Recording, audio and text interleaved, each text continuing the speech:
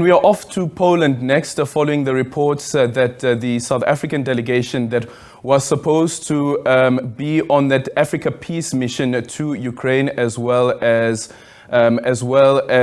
Russia, were sabotaged. This is now according to the head of according to the Presidential Protection Unit head, General Wally Rhoode. We speak to Samkele next. Samkele Maseko now joining us. Samkele, good morning, and thank you so much for joining us. Where are you currently at the moment, and also can you tell us about where the president of the country is? Well, Aldrin, at this point in time, we are in the SAA chartered flight by SANDF here at Warsaw Airport, and President Ramaphosa has landed in Kyiv in Ukraine to engage with President Zelenskyy, with other African heads of state. He has gone into Ukraine pretty much with a thin security detail, knowing that these members of the South African and the Presidential Protection Unit, I'm just going to show you, they are in front. You're not going to see their visuals. They are after us, that side, that they are stuck. We are effectively been in this aircraft since we arrived here yesterday afternoon at about 1:30 in the afternoon. They are here. They have not been able to move to Kyiv in order to go and protect President Ramaphosa. Wally Rhoode, the head of the Presidential Protection Unit, practically yesterday saying that they are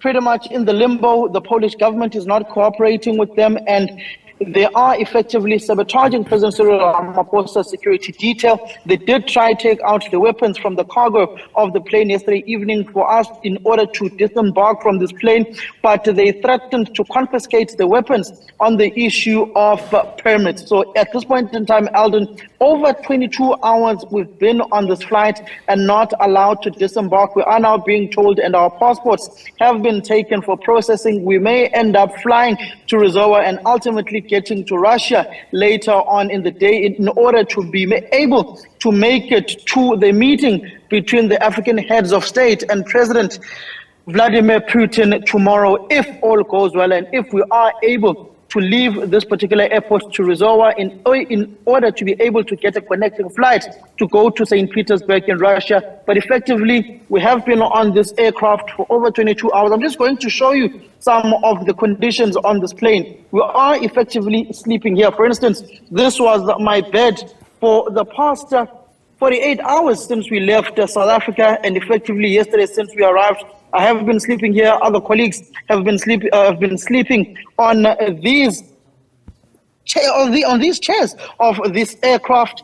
We only have 2 amenities, which are toilets that we are using amongst males and females on this aircraft. It's unhygienic. You can see that the Polish government is also frustrating the South African government, but also it speaks to leadership inefficiencies by the South African police service with some of the happenings of this particular trip. You just remember, Aldrin, that when we were entering the Italian airspace, we had to go around in circles in the Mediterranean Sea because there was an issue being flagged of a permit flying into Italy, and that ultimately had to be resolved after an hour circling the Mediterranean Sea. I am going to try and move across to try and doorstop Wally Rhoode, Aldrin, but we can continue engaging. Okay. So when you spoke to Wally Rhoode yesterday, he said that it's been about 2 weeks that they have been in consultation with the Polish government. Then what went wrong? Well, Adrian, it's not yet clear what went wrong, but Wally Rhoode is essentially saying that over the past 2 weeks that they've been engaging with the Polish government. They were in constant communication. They were engaging on these matters, and they were receiving a joy from the Polish government, but the Polish government was not agreeing on these particular matters. But we are obviously not being allowed to speak to Wally Rhoode by those whom with him here. He did speak enough yesterday, saying that he also got a bit of discussions with his senior representatives in the government. He's not willing to further speak on these particular issues on this aircraft, but they are frustrated. They are saying that the Polish government is sabotaging President Ramaphosa, sabotaging his security, putting his life at risk. And this particular mission, the Polish government has made it very difficult for the security detail of South Africa to move across Russia and to Ukraine. Okay, and anything as yet from the Polish government around what went wrong? It's not yet clear. We've not yet heard from the Polish government on what went wrong.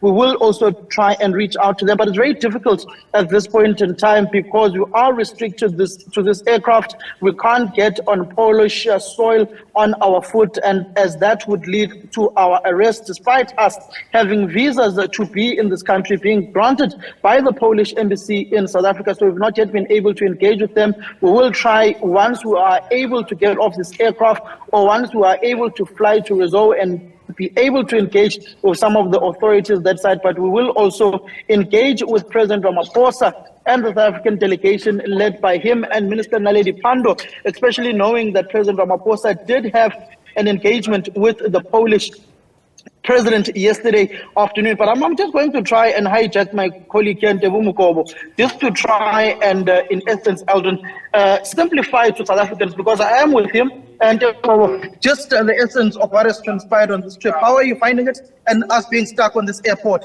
and this aircraft for over 22 hours? Well, good morning, Aldrin, and good morning to the viewers. Indeed, this mission was expected to be very difficult. It's an unprecedented mission. You would call that, South Africa is an important interlocutor in every conflict in the continent. You would recall that, in the DRC, the country has been at the forefront in terms of facilitating the peace settlement in that part of the continent. If you look at the South Sudan, for instance, we've been central there, the Central African Republic. And of course, again, South Africa is seen as one important country in terms of facilitating the end to conflict in this part of the European continent. And that on its own hasn't been very easy. But if you look at the mission itself, it involved 7 presidents. That on its own would warrant a huge security net to sort of secure all the presidents that will be undertaking this visit. And of course, that on its own was a mission. And securing 7 presidents, especially when they had to travel for almost 14 hours on a train, shouldn't be a mean feat. That on its own warranted South Africa to bring in a huge security net to secure its president, but that didn't happen.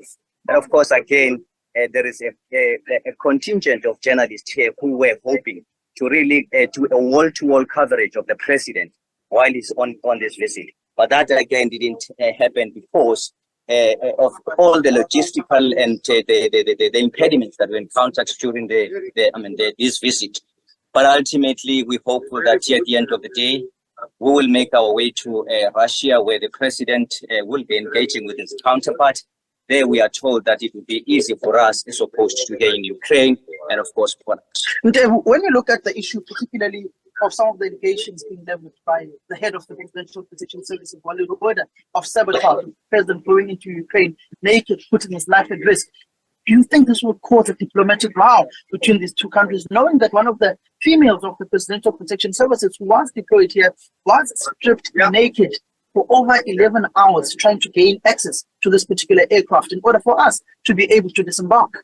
Indeed, that has a potential to cause a diplomatic row. Of course, I would think the diplomats from both countries would be in a position to crash that out and ultimately will find a lasting solution. But all depends on whether indeed we have competent and impeccable people here on the ground to make sure that they facilitate the talks between the two sides, and ultimately we are able to move forward with this mission.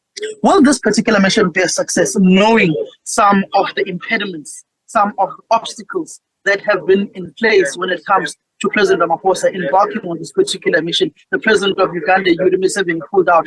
The Prime Minister of Egypt pulled out on this particular mission.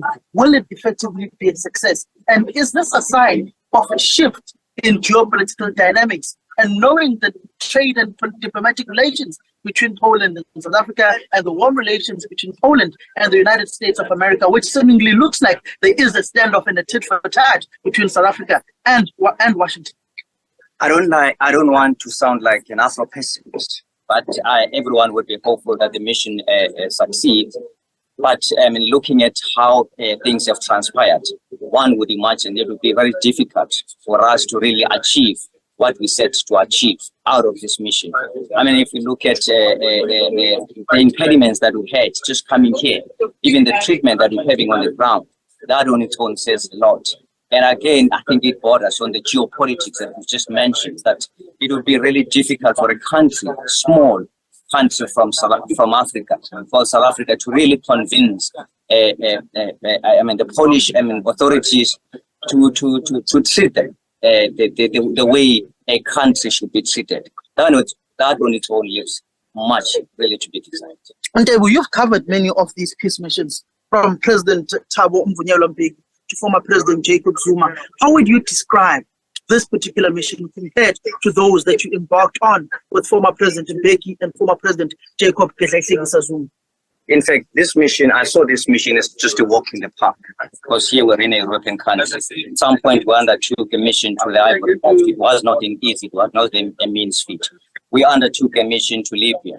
It was difficult there. The airspace was closed by NATO. At some point, we went into the Libyan airspace. We were told that we don't have the certificates to go into Libya, but ultimately we managed. We went on the ground, we managed. It was only South Africa that was allowed at the time to go into Libya to sort of again find a lasting solution, peace settlement in that part of the continent. As I said earlier, that South Africa has been seen as an important interlocutor in all the conflicts in the continent. Libya, we are very central. Ivory Coast is very central. Most parts of the continent. And again, I think here we will walk in the park because we'll be dealing with European counterparts. And this war, everyone is looking at every avenue, every effort from whichever corner of the world to ensure that there is peace in this. Well, Eldrin, there are now some music has just started to play on the plane, despite us during this particular crossing. But we will be bringing you the latest information coming out of this particular situation we find ourselves in, of not being allowed to disembark from this particular aircraft. Thank you so much for your time, Samkele Maseko. They're still stuck in Poland, as they indicated that they will be giving us an update. But from the South African presidency side, we understand, as Samkele has said as well, that President Cyril Ramaphosa has now arrived in Ukraine.